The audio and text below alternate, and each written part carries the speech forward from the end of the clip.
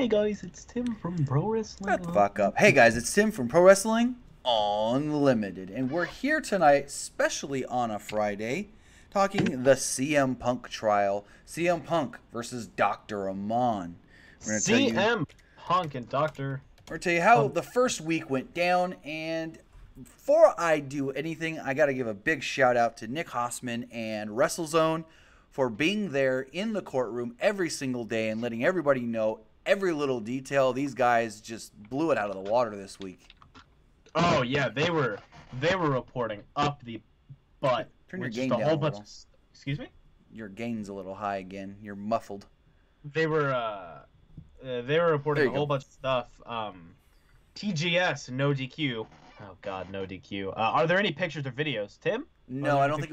I don't know if it was allowed. That's not allowed in a courtroom. Well, it is sometimes, and Ryan Satin talked about this. He said if he was still working for TMZ, he would have found a way to get some sort of footage taken, but no one really tried.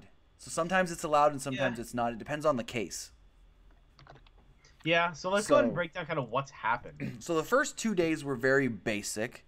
The first day, they played the whole podcast for the jury so they can hear in context everything that was said, and then the side of, I guess it's the plaintiff's side, the side of Dr. Amann, kind of afterwards said, hey, now these points that they said that you just heard are what we're calling defamation of character. So on day 2, they showed a bunch of text messages and emails going back and forth between both CM Punk and Dr. Amann. Mm-hmm. So with that, talked about different things. You know, Dr. Amann was giving CM Punk antibiotics for like a cold and this and that, and then Punk said that he tried to give him an antibiotic just for the cysts on his back, and a lot of weird things that we're saying. And then at one point, there was a group text message, and the group text message was called the NXT Wannabe Crew, and it was, I think it was Amann, Zack Ryder, Dolph Ziggler, and it may have been one other person. And you know, you've got that doctor-patient confidentiality thing, but apparently Amann was saying things about Punk and his quote-unquote diagnosis in this group chat. Okay, then that's super illegal. Yeah, not a good look on him. No. Also, speaking of not a good look, take a look at the thumbnail. What about it? Week what recap? Week on. I can fix that. I love pointing things out that are wrong. Anyway, yeah, so that's super illegal to call something like that out. So yesterday, I think, was the first day that actual people go up on trial as far as not Punk. Well, Punk didn't go on until today, but Colt Cabana went up yesterday. Boom, boom. Boom, boom, Colt Cabana. And talked about a bunch of different things. I'm pulling up those notes right here as well as fixing the thumbnail. Nicholas Bronson says Jericho was a part of that group too. That's who it was. I knew I was missing a name somewhere. So, Chris Jericho. I knew I was missing a name somewhere. So, we've got, as far as WrestleZone says here, they said video testimony from Timothy Gage. I'm trying to figure out who he is. He was an audio technician who worked the 2014 Royal Rumble. Gage was responsible for setting up the equipment around the ringside area, worked television events for Raw and SmackDown, pay-per-views as well. Gage said that I was responsible for setting up the announcers' headsets and the ringside headsets for the physicians. Gage establishes that gorilla position is approximately 30 to 40 yards from the ringside. He says that whenever different audio is being sent, you know, when people are trying to talk over the headsets from, say, Vince to the announcers or doctors to Gorilla, he can hear all of that. So that's why they wanted his testimony, because things that they were saying as far as Amann stating that he thinks that Punk's got a concussion because of a clothesline from Kofi. So he was to the back saying, hey, you know, we need to get Punk out of this match. Punk doesn't want to get out of the match. Apparently, he was like, you need to get out of this match if you have a concussion. And Punk goes, you want me to get out of this fucking match? No. I'll fucking quit if you get me out of this match early. And what did he do? He did end up quitting the next day. So then there was a testimony from Larry Heck, who was a trainer with the WWE on the SmackDown brand for 17 years. Heck is in charge of setting up the mobile training center at all SmackDown events from Saturdays to Tuesdays. And he sometimes works the Raw shows. Heck knew Punk as a WWE employee, says that he believed he was on SmackDown brand at one point. He goes on to say that Heck was radioed directly by Amann about Punk's condition during the Royal Rumble. Amann told him Punk is concussed.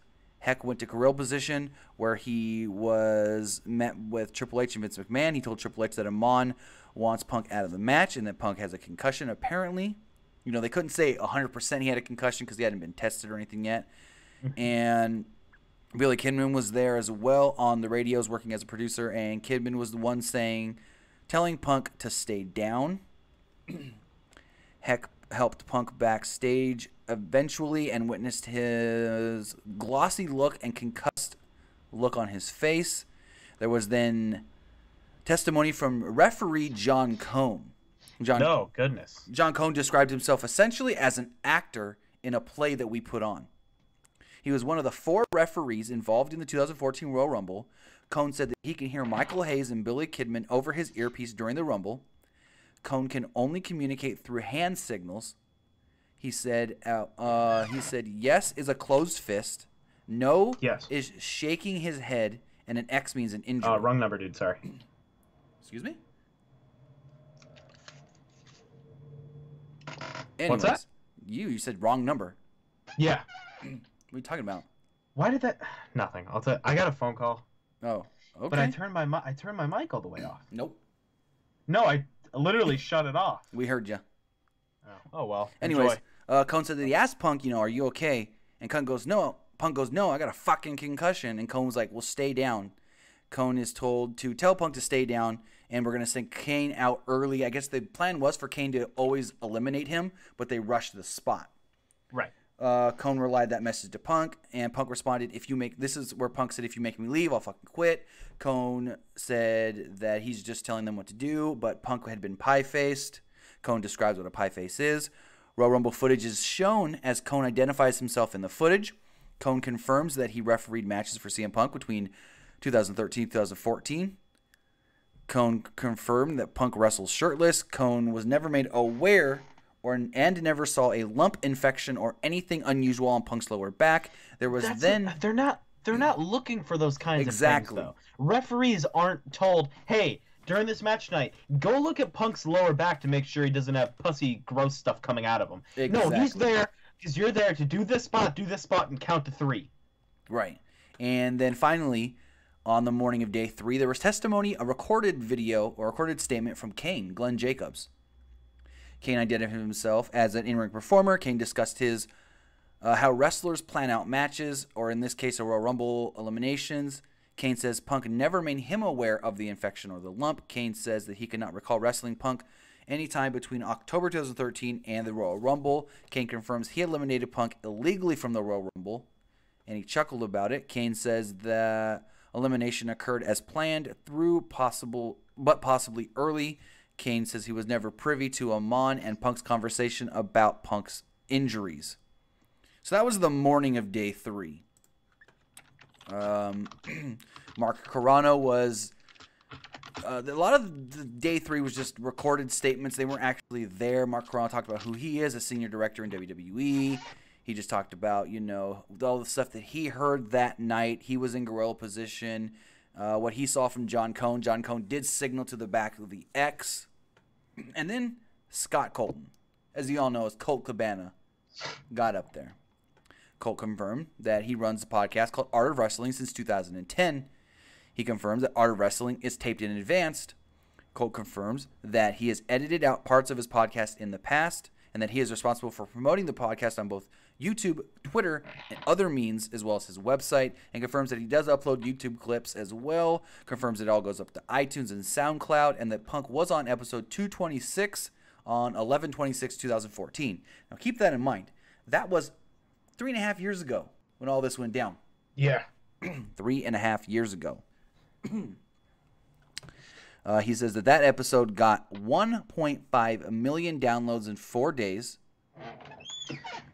He goes on to say that after this, no one from the WWE contacted him about anything. He said that he confirmed that later he asked Punk to post a reaction statement on the podcast. Colt said he received a cease and desist, but that was all he did receive from the WWE about taking the podcast episode down. You good over there, typing away? Yeah, I'm typing in chat. Oh. I'm saying there's not much I can do about my shitty audio. Sorry. Let's see. Colt Cabana goes on to talk about some more text messages saying that Punk told him in a text message that the cyst on his back was almost the size. It was like the size of a golf ball, but Colt said to him it looked more like half of an egg. He said, what weird fucking ways to determine what something looks like. Yeah. No, it doesn't look like a golf ball. It looks like half an egg. Damn. What? My audio bad, dude? It was horrible. All right. Well, I mean, okay. You're good now. Go ahead. Just for a second, it was all. Colt confirms that he's never been unbiased towards CM Punk. Confirms that he never contacted any other doctors within the WWE. Colt's lawyers. Colt confirms that he served only. His server crashed one time due to people trying to get to the podcast. He says the cease and desist did not change his mind on doing podcasts in the future. And Colt says the letter gives no reason to doubt Punk, and Amann never contacted him. They take a break. Other people were talked during the day, but nobody that really anybody would know of. And that leads us to today, day 4. So they brought Colt Cabana back up on the stand this morning. He talked more about his, not because the first stuff was the podcast. Now they wanted to know his relationship with Punk. He said him and Punk have been friends for a long time. They both started at Steel City Domain Wrestling School in 1999, and they became friends fast. The two loved wrestling more than anybody in their class, and they speak often and as much as they can. And he said he was contracted through the WWE in 2007.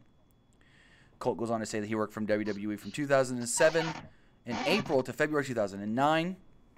And then after he left WWE is when he started his podcast. He says, I bring recorders, plug it in, give my buddies the mics, and just say, it's recording, talk. Go for it. So that's how he conducts his podcast.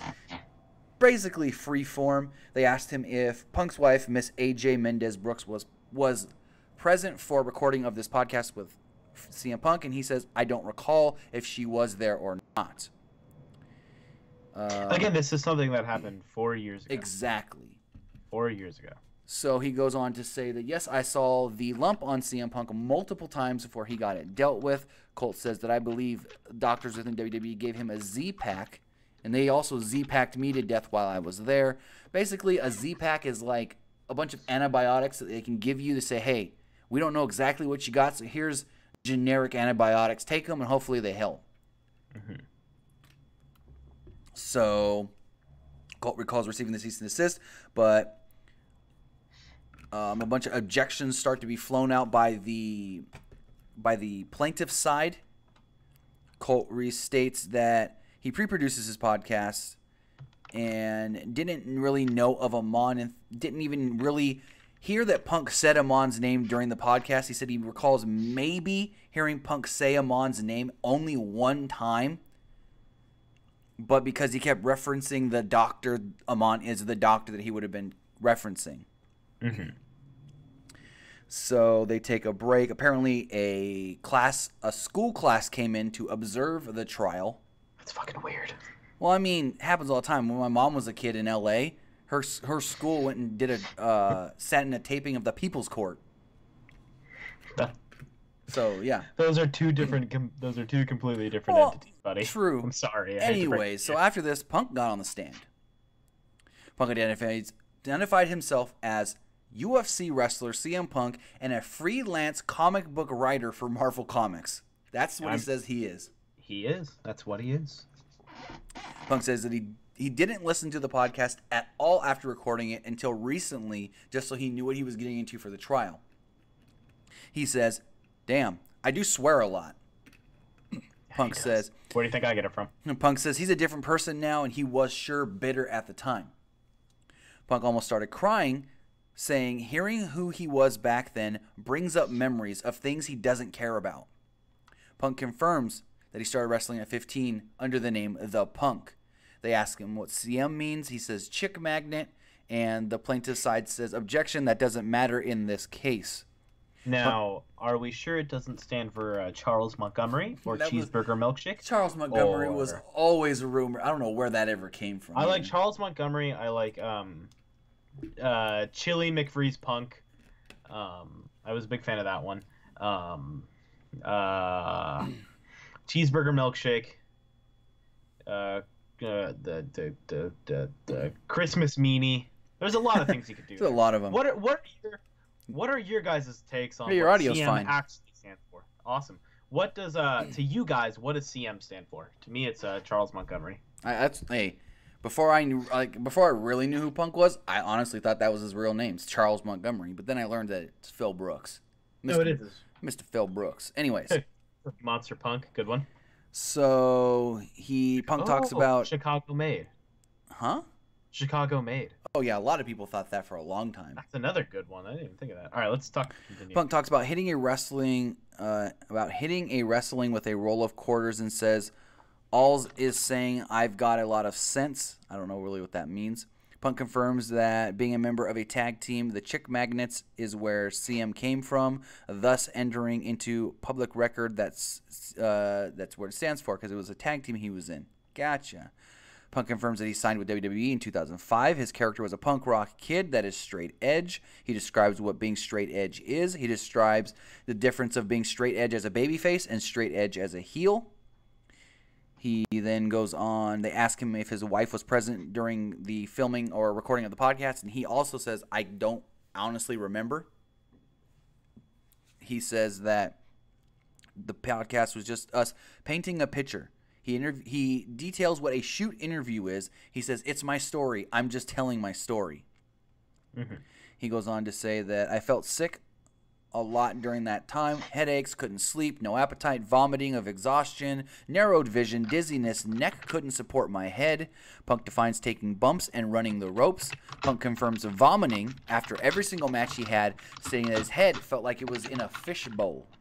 Oof, I've had that feeling. Punk describes stating that he felt like no one should have wanted to be around him at this time.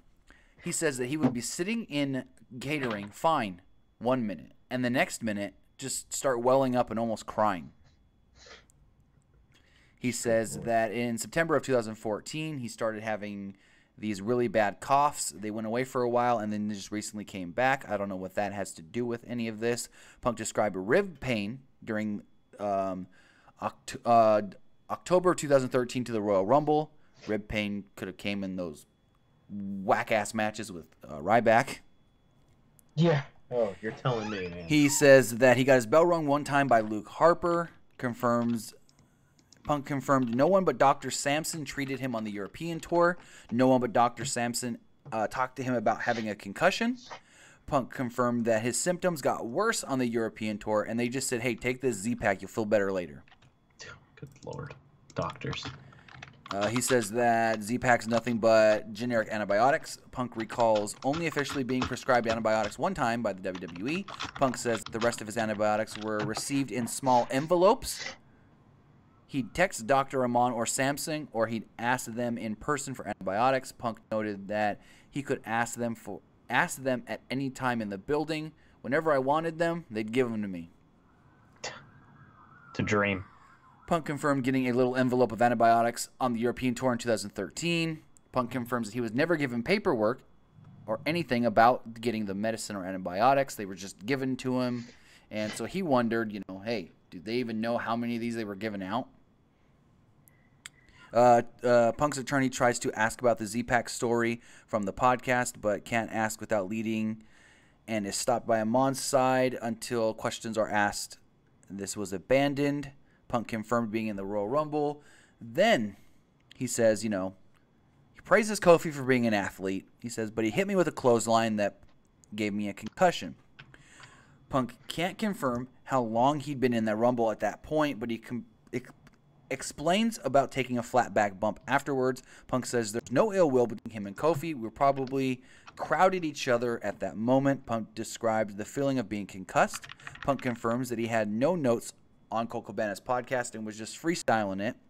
Punk told a camera guy whom Punk knew as Johnny Photo to get Dr. Amann now. Punk stands by his version of this conversation.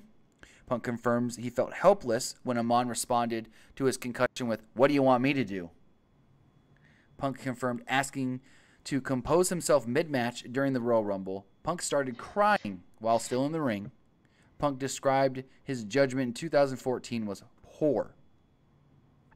They went on a break, they come back, and Punk confirmed himself, AJ, Kofi Kingston, and the bus driver as a main group that traveled together, but there were a rotating crew of people with them. Punk confirmed changing on his bus, changing alone. Punk defines what wrestling gear is. He talked about all the gear he used to wear and how it could have made the lump worse by rubbing on it.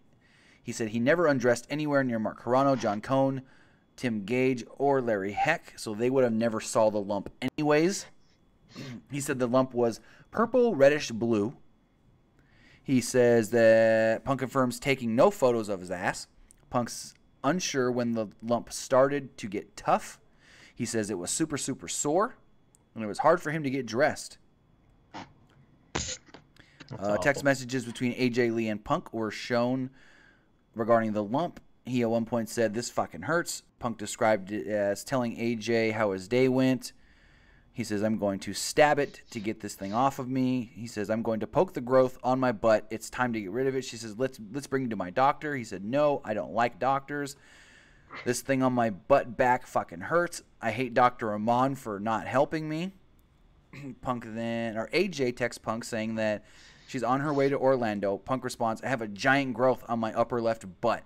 Punk in a text says, "This thing is starting to really hurt. I think it's a person on me." Punk then says on 2/13/2014 he visited physician Patrick Duffy. He said, "Your dreamy doc says it's a staph infection," in a text to AJ. So there was more text messages saying that it's infected. He said, "They're squeezing me to death. I died. This hurts." He said it's a big cyst. Last of the text messages confirmed that Duffy's diagnosis is a lump as a staph infection upon examination. Punk about antibiotics. "I felt better immediately." And then there was a break. Then there was a scene in the courtroom. They wanted to show footage from the 2017 or 2014 Royal Rumble where Kane eliminates Punk, and then Kane puts Punk through a table. Now, the defense side of this was if Dr. Amann was really, really, I guess you could say, what's the word I'm looking for? Really concerned about CM Punk and getting him out of that match because he had a concussion, they wouldn't have allowed Kane to put him through a table. Exactly. So Dr. Amann's side was like, "You can't show that footage. That has nothing. There's no bearing on this." And Punk's side was like, "No, it's showing your negligence," as Punk says that you had negligence. Mm-hmm. So I think the footage was shown. I don't see that here in the notes. And then there was, some more arguments on both sides, talking about different things. I know AJ was supposed to be on the stand today, AJ Lee, but I don't see in any of these notes here from WrestleZone that she actually went on the stand. She actually did not take the stand, but they had her there in case they were going to have her go on. So WrestleZone does quote it out, stating that the judge told the jury the closing arguments would be on Tuesday to close out this case. So it's not going to drag on. They're going to try and finish it out on Tuesday. But that's everything we do know going forward with the CM Punk versus Dr. Chris Amann trial, week 1. It's all crazy and just a lot of he said, she said. And I think Punk can win it. Yeah, I think Punk's got a very legitimate case to win it. Yeah. I mean, like CCW Fan 1 says, Dr. Amann is screwed. Yeah. I think, thank you guys. One thing I did overlook, there was a staff member from the doctor who diagnosed it as a staph infection had a statement stating that I think Punk at one point said it was the size of a baseball, and the staff member from the doctor said that in the notes that they didn't have it as big as a baseball, but there was still a lump there that needed to be taken care of. Yeah, so there's a lot of confusion stuff. A lot of confusion. Thank you guys for joining us for this quick Friday stream. Just kind of wanted to go over the CM Punk stuff and kind of oh, my audio apparently went really loud again. You're fine. You know what? You talk. I'm not talking anymore. You talk. You're fine. Take it. Anyway, so that's just, everything we know. Again, real big shout out to WrestleZone and Nick Hossman for being there live, getting all the up-to-the-date news analysis, what are you going to call it, minutes, as they call them, and recapping things. Anyways, yeah, so it looks like the doctor, like Batman Hulk says, the doctor already said he's screwed up. I mean, there you go. Well, I mean, he screwed up the other day when he basically said, this hasn't hurt my job. It's just basically said, I'm butthurt for what they said. Yeah. So, hey, that's going to do it for tonight. We will see you guys Monday at the latest after Monday Night Raw. Just wanted to get you guys all caught up to speed because I did get a couple questions, say what's going on with the CM Punk trial. So I thought, hey, I'll recap the whole week as good as we could. So, bingo. Have a good night, guys. Folks.